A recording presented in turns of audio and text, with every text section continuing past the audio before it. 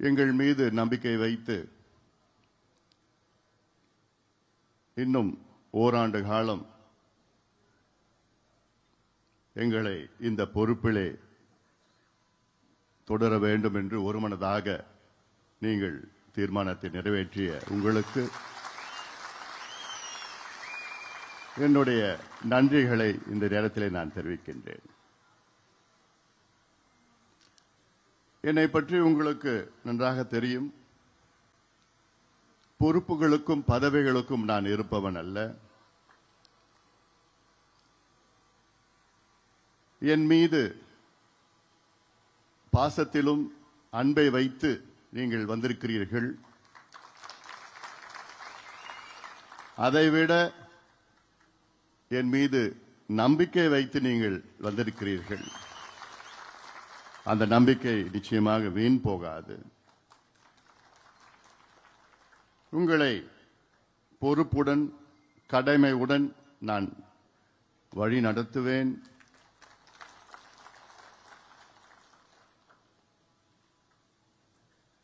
நம்முடைய இனமான காவலர் சமூக நீதி போராளி மருத்துவர் ஐயா அவர்கள் நம்முடைய வழிகாட்டி. அவர்தான் எல்லாம். நம் இயக்கம், நம் கட்சி, இந்த சமுதாயம், அவருடைய கொள்கைகளை நாம் பின்பற்றுகின்றோம். மருத்துவர் ஐயாவுடைய பல லட்சியங்கள், பல கனவுகள், அதை நாம் எல்லோரும் சேர்ந்து நிறைவேற்றுவோம். அதில் மிக முக்கியமானது வன்னியர்களுக்கு தனி ஒதுக்கீடு வேண்டும். தமிழ்நாட்டிலே சாதிவாரி கணக்கெடுப்பு நடத்த வேண்டும். அந்த அடிப்படையிலே அனைத்து நிலை சமுதாயங்களுக்கும், குறிப்பாக பின்தங்கிய நிலையில் உள்ள சமுதாயங்களுக்கு சமூக நீதி பெற வேண்டும், இடஒதுக்கீடு வழங்க வேண்டும் என்ற நோக்கம் மருத்துவர் ஐயாவுடைய லட்சிய கனவுகள். அதுபோன்ற கனவுகள் எல்லாம் நாம் இணைந்து நாம் நிறைவேற்றுவோம். இந்த பொதுக்குழுவிலே பல தீர்மானங்கள் நிறைவேற்றப்பட்டது. அதில் முக்கியமான தீர்மானம் அரசியல் தீர்மானம். இந்த அரசியல் தீர்மானத்தில் முக்கிய முடிவை நாம் எடுத்திருக்கின்றோம். அதில் ஒன்று தெளிவாக இந்த தீர்மானம், இந்த பொதுக்குழு வாயிலாக நாம் சொல்லியிருக்கின்றோம்.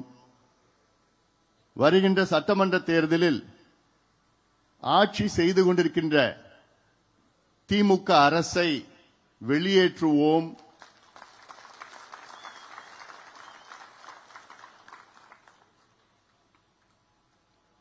திமுக ஆட்சியை வீட்டுக்கு அனுப்புவோம் என்று அரசியல் தீர்மானத்தை ஒருமனதாக நாம் நிறைவேற்றியிருக்கின்றோம். ஆம், நமக்கு 2 இலக்குகள் இருக்கிறது.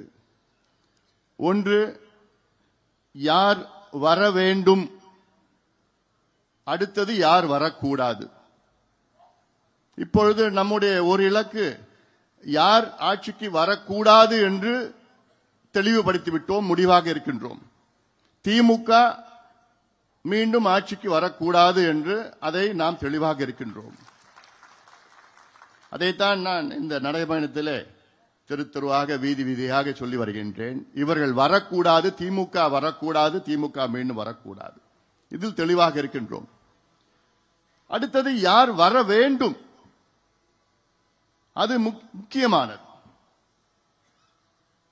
இதை இன்னும் ஒரு சிறு காலத்திலே நாம் முடிவு செய்வோம். நல்ல ஒரு கூட்டணியை அமைப்போம், மெகா கூட்டணியை அமைப்போம், நாம் ஆட்சிக்கு வருவோம். அதில் இன்னும் ஒரு சிறு காலத்திலே அது நடைபெறும். உங்கள் மனதிலே என்ன தோன்றுகிறது என்று எனக்கு நன்றாக தெரியும். உங்களுடைய விருப்பப்படியைத்தான் அந்த கூட்டணியை நாம் அமைப்போம்.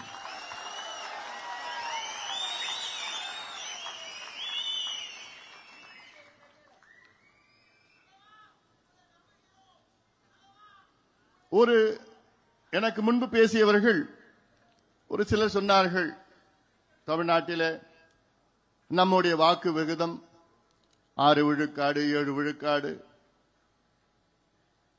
ஆனால் அந்த நேரத்தில் நாம் கூட்டணிக்கு சென்று ஒரு காரணத்தால் தான் அவ்வளவுதான் நாம் பெற முடிந்தது. அதற்கு ஒரு எடுத்துக்காட்டு, இப்போ இந்தியாவிலே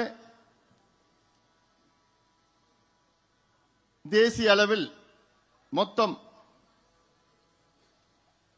100 விழுக்காடு எடுத்துக்கொண்டால் திமுக அதில் 1.25 விழுக்காடு வாக்குகளை தான் திமுக பெற்றிருக்கிறது. தேசிய அளவில் நீங்கள் பார்த்தீர்கள் என்றால் திமுக வெறும் 1.25 வாக்குகள் தான் பெற்றிருக்கிறது. 1.25% வாக்குகள் தான் பெற்றிருக்கிறது. ஆனால் ஒரு மாநிலத்தை ஆளுகின்ற திமுக 40 எம்பிக்கள் வெற்றி பெற்றிருக்கிறது. ஆனால் இந்த சதவீதத்தை பற்றி பெரிதாக நீங்கள் அதை மனதில் வைத்துக் கொள்ள வேண்டாம். அதேதான் பாட்டாளி மக்கள் கட்சியும் 6 விழுக்காடு 7 விழுக்காடு என்றால் நம்முடைய வாக்குகள் நெருக்கத்தில் இருக்கிறது. ஒட்டுமொத்தம் மக்கள் வாக்களித்தால் நிச்சயமாக நம் 40, 50, 60 சட்டமன்ற உறுப்பினர்கள் வைத்தால் நாம் ஆட்சி நம்முடைய ஆட்சி தான். இது எத்தனையோ உதாரணங்கள் இந்தியாவில் இருக்கிறது. அதை நோக்கி நாம் பயணிக்க வேண்டும். நம்மேல் முதலில் நாம் நம்பிக்கை வைக்க வேண்டும். வருகின்ற அடுத்த ஒரு 6 மாத காலம் கடுமையாக நீங்கள் உழைக்க வேண்டும். ஒற்றுமையாக உழைக்க வேண்டும். நம்பிக்கையோடு உழைக்க வேண்டும். இந்த மேடையில் எத்தனையோ சட்டமன்ற உறுப்பினர்கள், முன்னாள் நாடாளுமன்ற உறுப்பினர்கள், முன்னாள் சட்டமன்ற உறுப்பினர்கள், முன்னாள் பெருந்தலைவர்கள், சேர்மன் இந்த மேடையில் மட்டுமல்ல இங்கே இருக்கின்றீர்கள். இவர்கள் யாரும் நாம் இயக்கத்தில் சேர்கின்ற நேரத்தில் இது நான் எம்பி ஆவேன், எம்எல்ஏ ஆவேன், சேர்மன் ஆவேன், மந்திரி ஆவேன் அந்த நோக்கத்திலே யாரும் வரல. எல்லோரும் மருத்துவர் ஐயா அவர்கள் நம்மை அழைத்தார். அவர்களுக்கு ஒரு கொள்கை இருக்கிறது. அந்த கொள்கை அவர்கள் பிடித்த காரணத்தால் ஐயா அவர்கள் வழியிலே அவர்கள் இணைத்துக் கொண்டார்கள். அந்த பயணத்தில் அவரும் கலந்து கொண்டார்கள். இன்று அந்த பயணம் தொடரும். மீண்டும் நான் சொல்கின்றேன், நம்முடைய வழிகாட்டி ஐயா அவர்கள்தான், நம்முடைய குலதெய்வம் ஐயா அவர்கள்தான். ஐயா அவர்கள் உருவத்திலே இங்கே இல்லை என்றாலும் உள்ளத்தில் இருக்கின்றார்கள். அவர்களுக்கு இங்கே நிரந்தரமாக ஒரு நாற்காலி இருக்கிறது. இது ஐயாவுடைய நாற்காலி. ஐயா நம்முடைய நிறுவனர், அதில் மாற்று கருத்து கிடையாது. அதே வேளையிலே பொறுப்புகளுக்கும் பதவிகளுக்காம் நான் ஆசைப்படுபவன் கிடையாது. என்னை தெரிந்தவர்கள் உங்களுக்கு நன்றாக தெரியும். இன்று காலத்தின் கட்டாயத்திற்காக உங்களுடைய எண்ணங்களை நிறைவேற்றுவதற்காக இங்கே உங்கள் முன் நின்று கொண்டிருக்கின்றேன். இது ஒரு சாதாரண இயக்கம் கிடையாது. நம் கட்சி சாதாரண கட்சி கிடையாது. ரத்தம், வேர்வை, தியாகம், உயிர் தியாகம் இதை சிந்தி லட்சக்கணக்கானவர்கள் உயிரை நீத்து, நூற்றுக்கணக்கானவர்கள் உயிரை நீத்து, லட்சக்கணக்கானவர்கள் தியாகம் சிந்தி சிறைக்கு சென்று சிறிய சிறிய அளவிலே நாம் இயக்கத்தை நாம் வளர்த்துக் கொண்டிருக்கின்றோம். இந்த இயக்கம் அடுத்த கட்டத்துக்கு செல்ல வேண்டும் என்ற நோக்கம். நான் சொல்லியிருக்கின்றேன், ஐயாவுடைய நாற்காலி நிரந்தரமான ஒரு நாற்காலி ஐயாவுக்கு. ஐயாவுடைய நாற்காலி இது. ஐயா எப்போனா எங்க நாற்காலிக்கு வரலாம். நிச்சயமாக வருவார் என்ற நம்பிக்கை எனக்கு இருக்கிறது. சில நேரத்தில் சாமி கொஞ்சம் கோபம் வந்துடும். அப்போ என்ன பண்ணணும்? திருவிழா எடுப்போம், நெருப்பு மெதிப்போம், என்னென்னமோ காவடி எடுப்போம், என்னென்னமோ செஞ்சிட்டு இருப்போம். இதுல என்ன பிரச்சனைனா பூஜாரி தான் பிரச்சனை.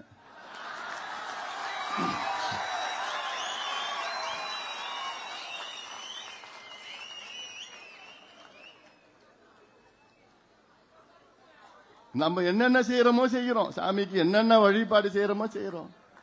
ஆனா அந்த பூஜாரி இடையில கொஞ்சம் தடை. அதேதான் இன்னைக்கு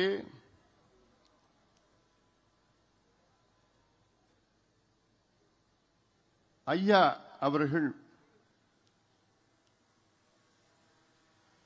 ஒரு தேசிய தலைவர்,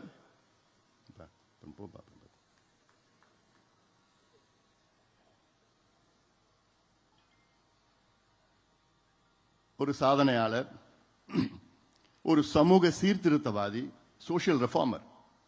ஒரு சமூக சீர்திருத்தவாதி என்பது இந்தியாவிலே அதாவது மொத்தத்தில் ஒரு 5 பேர் 6 பேர் தான் இருந்திருப்பாங்க. இப்படிப்பட்ட யாரும் இருக்கிறது கிடையாது. 6 இடஒதுக்கீடுகளை பெற்றுத் தந்தவர். நமக்கெல்லாம் அரசியல் கற்றுக்கொண்டது, சமூக நீதி என்றால் நமக்கெல்லாம் பாடம் கொடுத்தது, கற்றுக் கொடுத்தது ஐயா அவர்கள் தான். ஆனால் இன்றைக்கு ஐயா அவர்களால் இந்த இயக்கத்தை, நம் கட்சியை நிர்வகிக்க அதில் ஒரு சூழல் இருக்கிறது. இது சில செய்திகள் என்னால் வெளியில் சொல்ல முடியாத ஒரு சூழல். அந்த காரணத்துக்காகத்தான் நான் ஒன்னும் ரொம்ப பிடிவாதக்காரன் கிடையாது. நான் சொல்றது நம்ம எல்லாம் சேர்ந்து செய்யலாம்.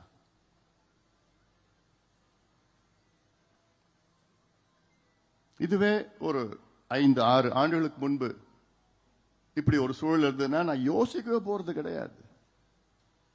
எனக்கு இந்த பதவி, பொறுப்பு, அது இதெல்லாம் நிச்சயமா என் மனசுல எதுவுமே கிடையாது. எனக்கு இந்த பதவி வேணும்னா நான் 10-15 ஆண்டுகளுக்கு முன்பு நான் கேட்டு வாங்கிட்டு இருப்பேன். நான் ஏன்னா அவசியமே இல்லை. அதுக்காக நான் வரல, பதவி பொறுப்புக்காகலாம் நான் வரல. நான் என்னுடைய நோக்கமே இந்த சமுதாயத்தை அடுத்த கட்டத்துக்கு கொண்டு போகணும், சமுதாயத்தை வழி நடத்தணும். இந்த சமுதாயத்துக்காக தான் கட்சி தொடங்கினார், சமூக நீதிக்கு தான் கட்சி தொடங்கினார். அதுதான் அந்த அடித்தளம் தான்.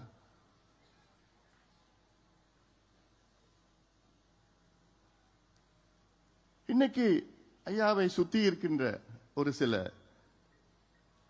சுயநலவாதிகள் என்னன்னு சொல்றதுன்னு தெரியல. இல்ல குள்ளநெறி கூட்டமா, தீய சக்திகளா,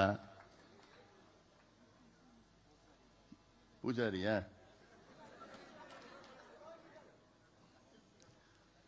இவங்க ஒன்னும் திருப்பி மாத்தி சொல்லாததெல்லாம் சொல்லி, செய்யாத ஒன்னும் பொய்ய சொல்லி, இப்படியே சொல்லி ஒரு சில பேர், நிறைய பேர் உங்க மனசுல எல்லாம் எவ்வளவு வலி இருக்கும்னு எனக்கு தெரியுது. எனக்கு நீங்க இங்க வந்திருக்கிறீங்க, உங்க ஒவ்வொரு மனசுலயும் இந்த கண்ணு வேணுமா, இந்த கண்ணு வேணுமா என்ன சொல்லுவீங்க?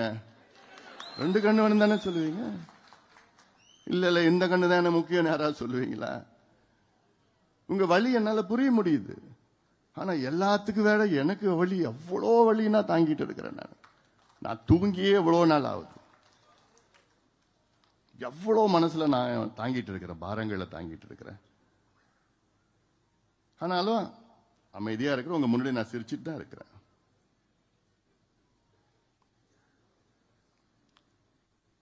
ஏன்னா ஒரு தலை பக்கமா செய்திகள் வெளியில வந்துட்டு இருக்குது. தினம் ஏதாவது ஒரு செய்தி, தினம் நம்மளை பத்தி, அது நம்மளை பத்தி, என்ன பத்தி, இப்படி பண்ணிட்டான், அப்படி பண்ணிட்டான், இதை செஞ்சிட்டான், அப்படி செஞ்சிட்டான். ஆனா அதை மறுத்தோ அதை பத்தி பேசி அப்படி பண்ணனா அது அப்படி நானும் அதை பத்தி தான் பேசினேன். அப்புறம் ஐயா பேர் கெட்டு போயிடும். நம்ம இயக்கம் நம்ம சமுதாயத்திற்காக எல்லாத்தையும் நான் தாங்கிட்டு தான் இருக்கிறேன். அதனால 2 பேரும் சேர்ந்து போட்டதானே சண்டை. அது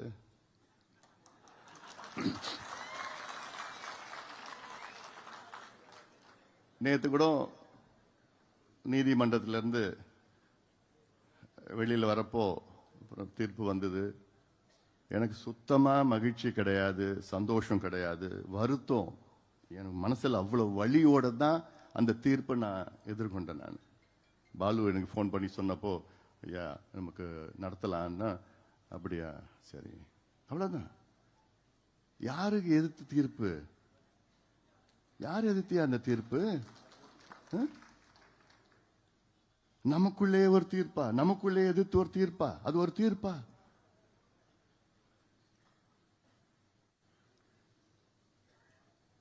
அதனால இது நமக்கு ஏதோ வெற்றி அப்படிலாம் நிச்சயமா என்னை பொறுத்த வரைக்கும் வெற்றி கிடையாது.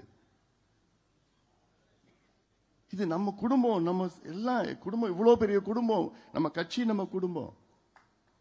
அதுதான் என் மனசுல ஆழமா என்னைக்கு நான் கடைசி வரைக்கும் அதுதான் எனக்கு என் மனசுல இருக்கும். நான் உங்களுக்கு தெரியும் என்னை பத்தி மீடியாவை, ஊடகத்தை மணி கணக்கில் நான் சந்திச்சு நான் பேசுவேன்.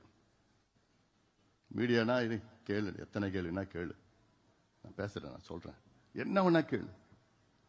இன்னைக்கு நான் மீடியா சந்திச்சு 2 மாசம் ஆகுது.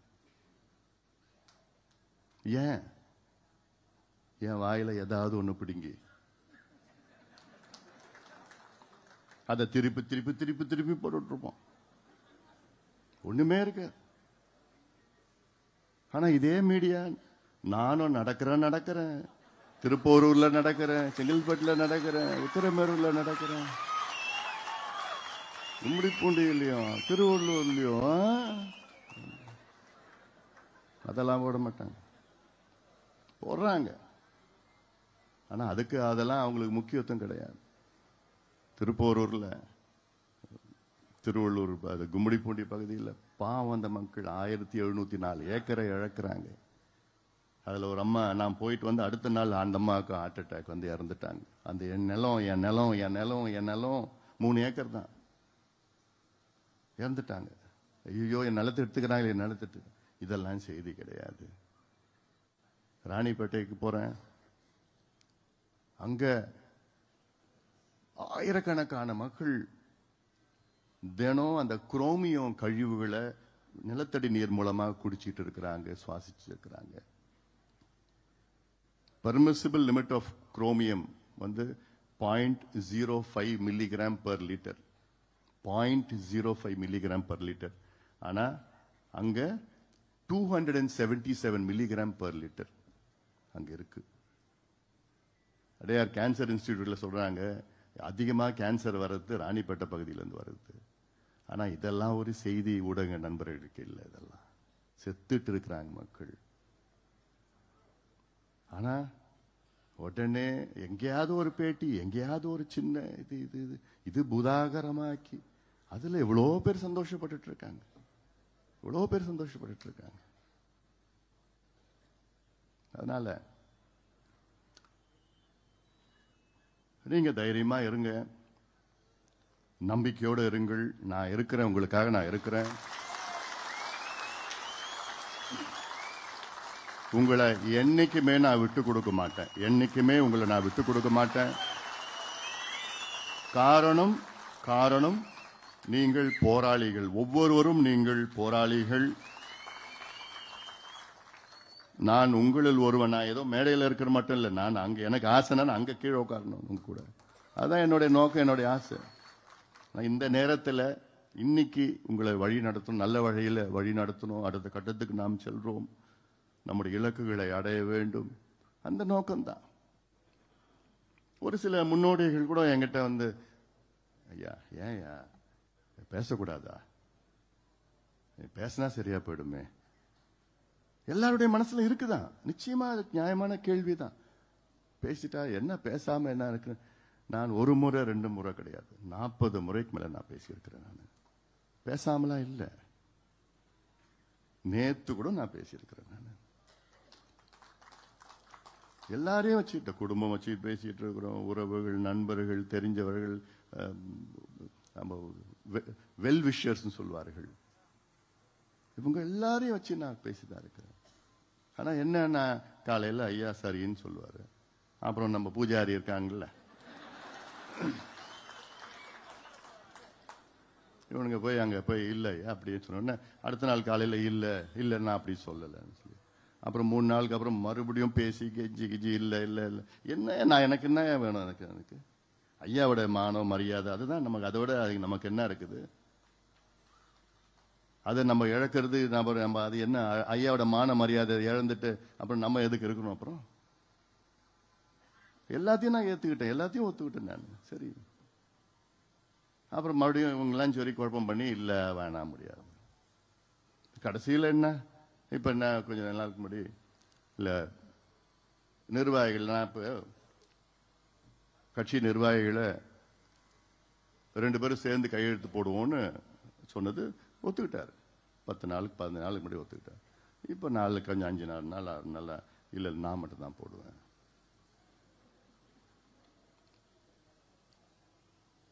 அது நான் என்னால நிச்சயமா ஒத்துக்க முடியாது, நிச்சயமா ஒத்துக்க முடியாது. ஏன்னா அது உள்ள நான் போக விருப்பம் இல்லை எனக்கு. அது எனக்கு எல்லாமே சேர்ந்து பண்ணணும். அது ஒரு கட்சி, ஒரு இயக்கம். சில பேர் சொன்னாங்க மேடையில் கூட, நிரந்தர தலைவர். எந்த இயக்கத்துக்கும் நிரந்தர தலைவர் கிடையாது, நிரந்தர நிறுவனர் தான் தலைவர். என்பது நீங்க முடிவு பண்ணுறது தான், பொதுக்குழு முடிவு பண்ணது தான் தலைவர். நீங்க யாரு முடிவு பண்றீங்களோ அவங்க தான் தலைவர். நம்ம கட்சி ஜனநாயக கட்சி. இதுல அப்பா நீ தான் தலைவர், நீ தான் பொதுச் செயலாளர், நீ தான் பொருளாளர், நீ தான், அதெல்லாம் இல்ல. நம்ம கட்சி டெமோக்ராட்டிக் பார்ட்டி, பொதுக்குழு. நீங்க தான் நம்ம கட்சியினுடைய பலம். நீங்க தான், you are the most powerful people இந்த பார்ட்டி. பொதுக்குழு நீங்க முடிவு பண்ணாதான். நீங்க கடந்த முறை என்னை தேர்வு செய்தீர்கள், 3 ஆண்டு காலம் எனக்கு கொடுத்தீர்கள். இன்று இன்னும் 1 ஆண்டு காலம் எனக்கு மீண்டும் தலைவர் பொறுப்பை நீங்கள் கொடுத்திருக்கிறீர்கள். அதனால இதெல்லாம் ஏன்னா எனக்கு என்னன்னா, எனக்கு எவ்வளவு ஒரு பக்கம் எனக்கு கஷ்டம், வருத்தம், தூக்கம் இல்லை, என் கண்ணெல்லாம் பார்த்தாலே தெரியுது. என்ன கேட்பேன், என்னப்பா இவ்வளோ சூப்பரா எவ்வளோ இழைச்சிட்டேன்னு கேட்பேன். நான் இழைக்கல, அது தானா இழைச்சிச்சு. ஏன்னா காலையில எழுந்தா இதுதான் ஞாபகம், தூங்குறப்போ இதுதான் ஞாபகம். என்னடா சில நேரத்தில் என்னடா நம்ம பண்ணிட்டு இருக்கிறோம், என்ன யார் கூட இந்த நேரத்தில் களத்துல திமுகவை எதிர்த்து எவ்வளவு நம்முடைய கோபம், வேகம், உணர்வு, உழைப்பு, ரத்தம் எல்லாமே அவங்க எதிர்த்து அவனை விரட்டி அடிக்கணும்னு அந்த வேகத்துல நம்ம இருக்கணும், இன்னைக்கு களத்துல இருக்கணும். ஆனா நமக்குள்ள பதிவு போட்டுக்கிட்டு, நமக்குள்ள வழக்கு போட்டுக்கிட்டு, நமக்குள்ள பேசிக்கிட்டு, விமர்சனம் செஞ்சுக்கிட்டு, நமக்குள்ள பேட்டி கொடுத்துக்கிட்டு, இதெல்லாம் என்னால தாங்கிக்க முடியல. நான் கனவுல கூட இப்படி நடக்குமா நான் நினைக்கவே இல்லை இதெல்லாம். ஆனாலும் ஏன் நான் பிடிவாதமா கிடையாது, உறுதியா இருக்கிறேன். பிடிவாதம் கிடையாது, உறுதியா ஏன் இருக்கிறேன். இது நம்முடைய அமைப்பு. இந்த அமைப்பு நான் மீண்டும் சொல்றேன், இது ரத்தம், வேர்வை, தியாகம் சிந்தி வளர்ந்த இயக்கம். இது ஏதோ ஒருத்தர் பண்ணது கிடையாது. எல்லாமே இங்க மேடையில் இருக்கிறவங்க, நீங்க வீட்டில் இருக்கிறவங்க, கிராமத்தில் இருக்கிறவங்க, பாரு நம்ம மூத்தவர்கள், அவங்க தான் நம்ம முன்னோடிகள் சொல்றாங்களா, அவங்க தான் எல்லாமே. அப்ப அந்த காலத்தில் எல்லாமே உழைச்சு வச்சு வந்தது. அவங்களுடைய கனவு, உங்களுடைய கனவு எல்லாமே அடுத்த கட்டத்துக்கு போகணும். அதுதான் என்னுடைய நோக்கம். ஒரு சில சுயநலவாதிகள் அவங்க இதை வச்சுட்டு சம்பாரிச்சு, இதை வச்சுட்டு அது பண்ணோம் இது பண்ணோம்னா அதெல்லாம் நிச்சயமா நான் அதுக்கு வழி விட மாட்டேன். அதனாலதான் நான் உறுதியா இருக்கிறேன். பிடிவாதமா நான் இல்லை, உறுதியா இருக்கிறேன், அவ்வளவுதான். நிறைய என்னால சொல்ல முடியல, சொல்லணும்னு ஆசை, அதனால இது சொல்ல முடியல. சில பேர் தனிப்பட்ட முறையில் நான் சொல்லியிருக்கிறேன், அவ்வளவுதான். அவங்க புரிஞ்சிட்டு இருக்காங்க. அதனால மீண்டும் சொல்றேன், நான் நம்ம எல்லாம் ஒன்றாக களத்தில் இருப்போம். உங்களை எல்லாம் இன்னைக்கு பார்க்கறதுல எனக்கு ரொம்ப ரொம்ப சந்தோஷம். அவ்வளவு எனக்கு மனசுல அவ்வளவு உற்சாகம் எனக்கு. ஏன்னா நீங்க தான் கட்சி, நீங்க மற்றவர்களை வழி நடத்துவீர்கள். இங்க வந்திருக்கிறீங்க பொதுக்குழு உறுப்பினர், நீங்க தான் நம்ம கட்சியினுடைய அடுத்த கட்டத்தில். நம்ம கீழே இருக்கிறவங்க எல்லாமே நம்ம வழி நடத்தணும். நம்ம 2வது தீர்மானம் என்ன தீர்மானம்? சிறை நிரப்பும் போராட்டம். வன்னியர்களுக்கு இடஒதுக்கீடு அறிவிக்கவில்லை என்றால் ஒட்டுமொத்தம் சிறைகள் தமிழ்நாட்டில் நிரப்பப்படும். சிறை நிரப்பு போராட்டம், கடுமையான போராட்டம் நான் நடத்துவோம். ஏன்னா ஏதோ முதலமைச்சர் ஸ்டாலின் அவர்கள் ஏதோ ஒன்று கணக்கு வச்சுக்கிட்டு, சரி இன்னொரு 8 மாசம் ஏமாத்திடலாம், 4 வருஷம் ஏமாத்திட்டோம், இன்னொரு 8 மாசம் ஏமாத்திடலாம், அப்படியே போயிடலாம், கொண்டு போயிடலாம், அப்படி இப்படி. இவங்க ஸ்டைலே அப்படிதான். ஆனாலும் நான் விட போறது கிடையாது. ஸ்டாலின் அவர்களே, நீங்க அனுபவிக்க போறீங்க இந்த தேர்தலில். அது மட்டும் எனக்கு தெரியுது. ஒழுங்கா கொடுத்துடுங்க, ஒழுங்கா கொடுத்துடுங்க. இப்ப கூட லேட் ஆகல. நாங்க கேட்கறது நியாயமா கேட்டோம். உச்சநீதிமன்றம் தீர்ப்பு வந்து 1226 நாள் ஆகிறது. இந்த தீர்ப்பில் தெளிவா சொல்லியிருக்கிறாங்க, தமிழ்நாட்டில் வன்னியர்களுக்கு உள்ஒதுக்கீடு கொடுக்க எந்த தடையும் கிடையாது. இதற்கு நீங்கள் சாதிவாரி கணக்கெடுப்பு நடத்தணும்னு அவசியமும் கிடையாது. இருக்கிற தரவுகளை சேகரித்து நியாயப்படுத்தி கொடுங்கள். இது வந்து உச்ச நீதிமன்றம் கொடுத்த தீர்ப்பு. இதுக்கு மேல எங்கேயுமே மேல்முறையீடு கிடையாது. உச்ச நீதிமன்றத்துக்கு மேல யாரும் கோர்ட்டுக்கு போக முடியாது. அப்படிப்பட்ட உச்ச நீதிமன்றமே தீர்ப்பு கொடுத்துட்டு பண்ணுங்க. அந்த தீர்ப்பை வைத்துத்தான் இப்பொழுது பிற்படுத்தப்பட்ட ஆணையம் பேக்வர்ட் கிளாஸ் கமிஷனா அமைச்சாங்க.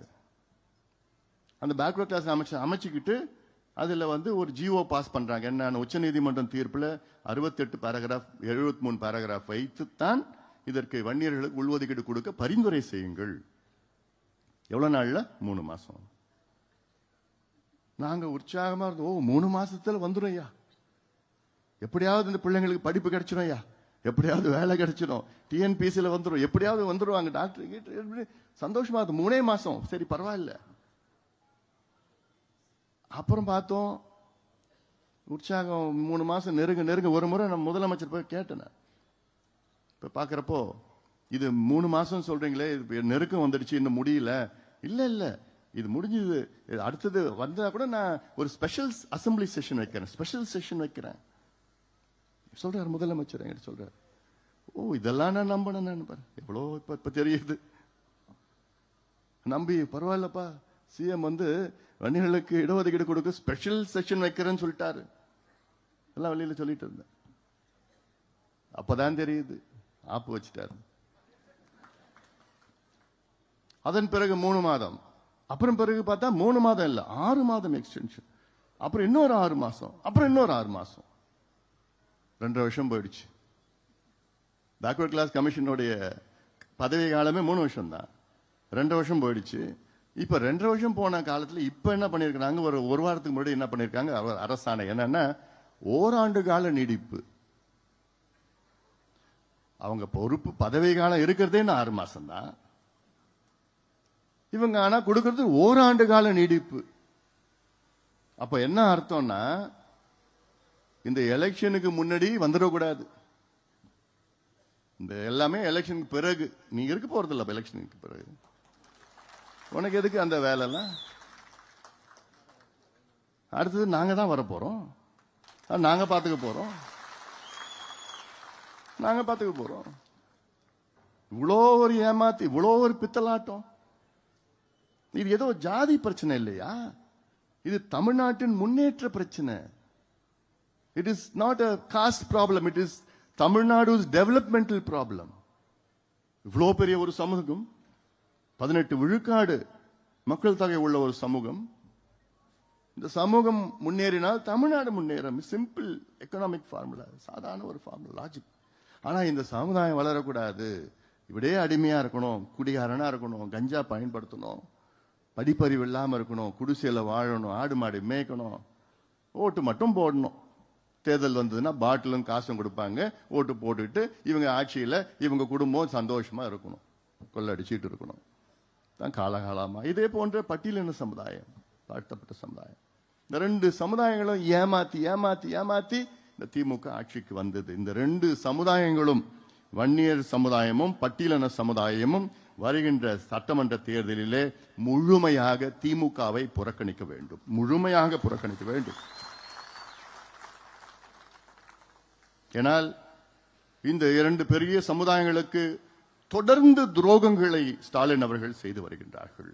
நான் கேட்டேன், ஒரு மேடை போடுங்க ஸ்டாலின் அவர்களே, நான் வரேன், அந்த மேடையில் பொது விவாதம் செய்வோம், நான் விவாதத்துக்கு வருகின்றேன், சமூக நீதி பற்றியோ அல்லது வன்னியர்களுக்கு இடஒதுக்கீடு பற்றியோ, பட்டியலின மக்களுக்கு என்ன செய்திகள் என்று எல்லாத்துக்கும் நான் வரேன், தயாரா இருக்கிறேன். நான் தனியா வரேன், நீங்க வாங்க, உங்களுக்கு நேரம் இல்லையா உங்க அமைச்சர்களை அனுப்புங்க, அவங்களுக்கு நேரம் இல்லையா உங்க கட்சியில யாராவது அனுப்புங்க, நான் வரேன், தனியா வரேன், விவாதம் பண்ணுவோம்.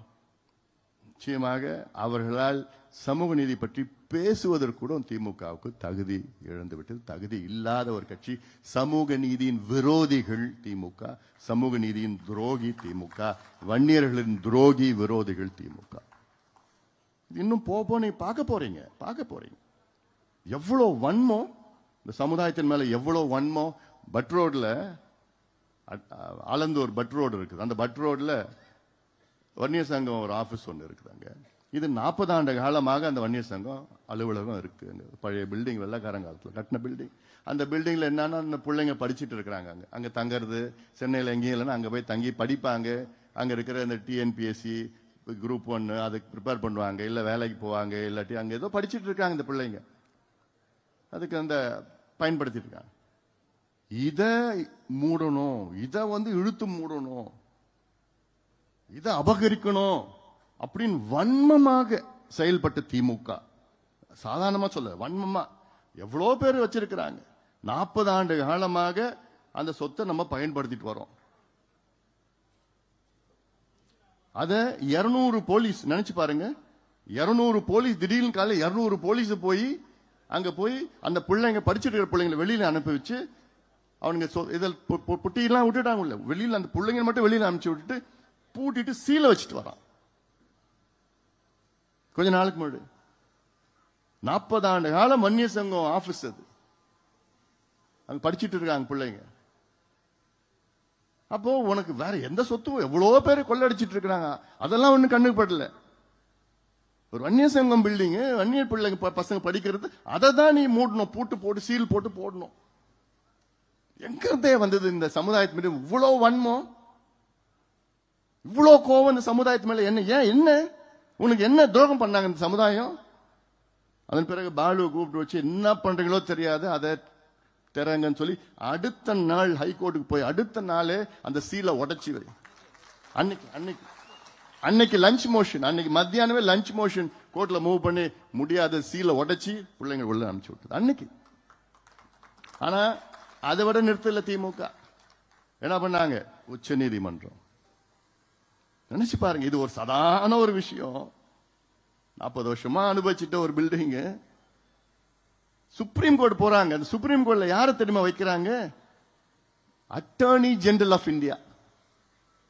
அட்டர்னி ஜெனரல் ஆஃப் இந்தியானா யாருன்னா இந்தியாவின் தலைமை வழக்கறிஞர். இந்தியாவுடைய தலைமை வழக்கறிஞர், தமிழ்நாட்டின் தலைமை வழக்கறிஞர் அட்வொகேட் ஜெனரல். இந்தியாவுக்கு தலைமை வழக்கறிஞர் அட்டர்னி ஜெனரல். அவரை எப்ப வைப்பாங்க தெரியுமா? இந்தியாவுக்கு பிரச்சனைனா அப்படி அவரை சுப்ரீம் கோர்ட்டுக்கு பேச வைப்பாங்க. இல்ல ஒரு மாநிலத்துக்கு பிரச்சனை, தமிழ்நாட்டு பிரச்சனைனா அப்போ அதை பயன்படுத்துவாங்க. ஆனா ஏதாவது இந்தியாவில் கான்ஸ்டிடியூஷன் பிரச்சனை இருக்கு, நம்ம அரசியல் சாசனம் ஏதாவது ஒரு பிரச்சனை இருக்குன்னா அதை அவரை வைப்பாங்க. ஆனா எதுக்கு வச்சிருக்கிறாங்க? பட் ரோட்ல வன்னியர் சங்க ஆபீஸ மூடிட்டாங்க. அதை திருப்பி கொடுக்கணும்னு உச்ச நீதிமன்றத்தில் அட்டர்னி ஜெனரல் அவங்க பயன்படுத்துறாங்க திமுக அரசு. அவ்வளோ வன்மம். ஆனாலும் நம்ம விட்டுடுவோமா?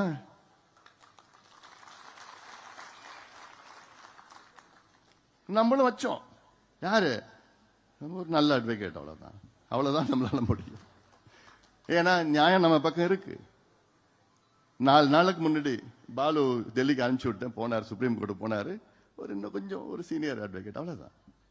அவரை வச்சு சுப்ரீம் கோர்ட்ல தெளிவா சொல்லிட்டாங்க, நம்பா இது ஸ்டேட் கவர்மெண்ட் தான், இல்ல டெம்பிள் போர்டா, இல்ல கண்டோன்மெண்டா, இது எதுவும் தெரியாது. தெரிகிற வரைக்கும் வன்னியர் சங்கம் கிட்டே இருக்கட்டும்.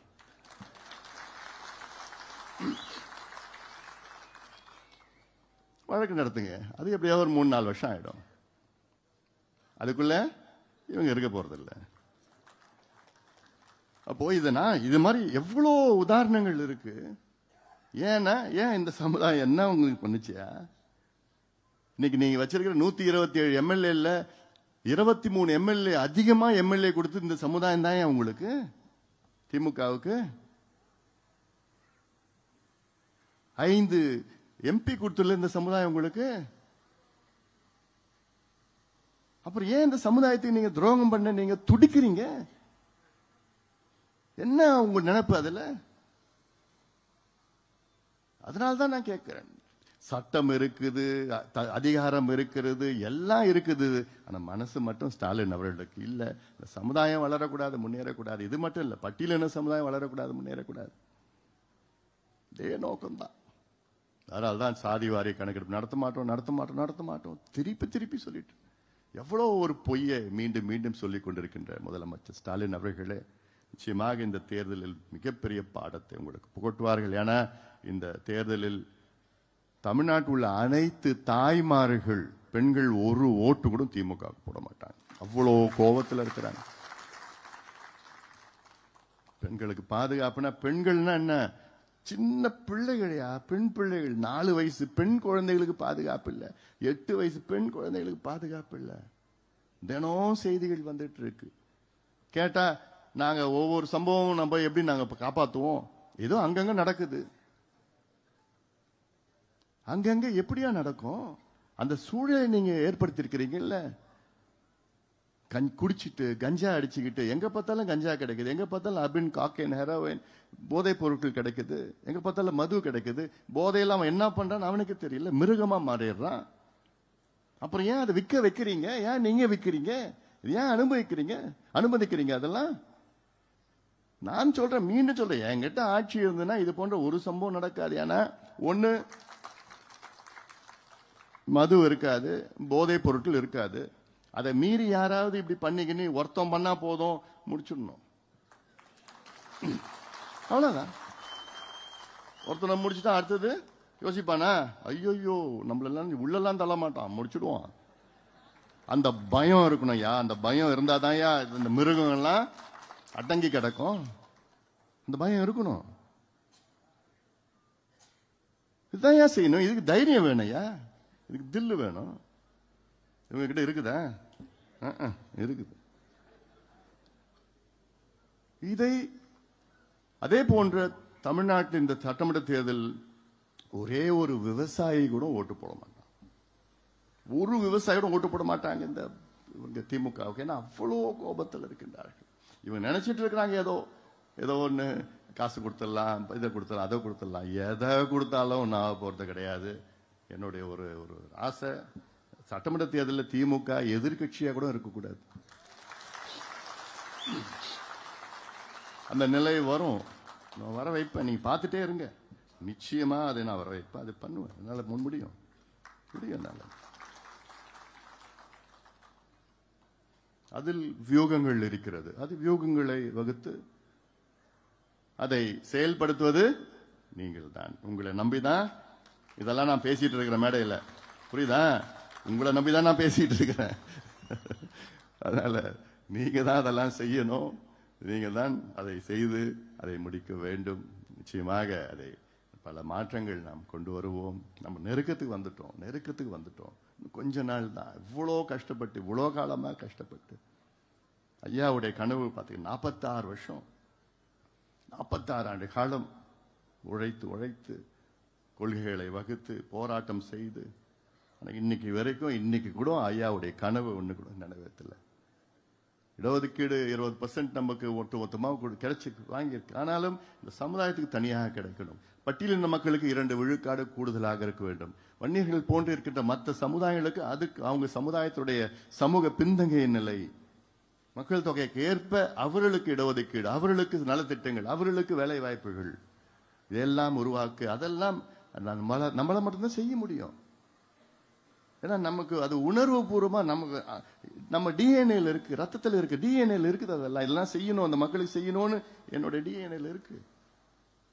மற்ற எந்த கட்சிக்கும் அந்த மாதிரி எண்ணமும் கிடையாது, அபிப்பிராயம் கிடையாது, எண்ணம் கிடையாது. அவங்க மற்ற கட்சியெல்லாம் அந்த தேர்தல் எப்படி வெற்றி பெறலாம், எப்படியாவது ஜெயிக்கணும். நம்ம அப்படி கிடையாது. எப்படி என்னாலும் சரி நம்ம அணுகணும், வேகமா செய்யணும். ஆனாலும் அதே நேரத்திலே வருகின்ற தேர்தலில் மிகப்பெரிய வெற்றியை நாம் அடைய போகின்றோம். அந்த நம்பிக்கை நிச்சயமாக எனக்கு இருக்கிறது, உங்களுக்கும் இருக்க வேண்டும். அதனால இதையெல்லாம் நீங்கள் மனதில் ஏற்றுங்கள்.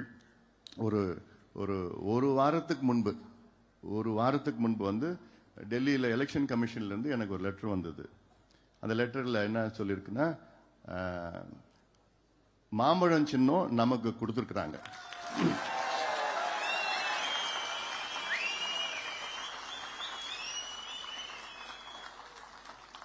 டி நகர், என்னுடைய டி நகர் ஆஃபீஸ் 10th எலக்ட்ரி டி நகருக்கு அந்த லெட்டர் வந்து அது நமக்கு மாம்பழம் சின்னம் நம்ம கொடுத்துருக்குறாங்க. அந்த மாம்பழம் சின்னத்தை பயன்படுத்தி நம்ம பீகார் சட்டமன்ற தேர்தல், தமிழ்நாடு சட்டமன்ற தேர்தல், பாண்டிச்சேரி சட்டமன்ற தேர்தலில் நம்ம போட்டியிடலாம்னு சொல்லிட்டு நம்ம கொடுத்துருக்குறாங்க.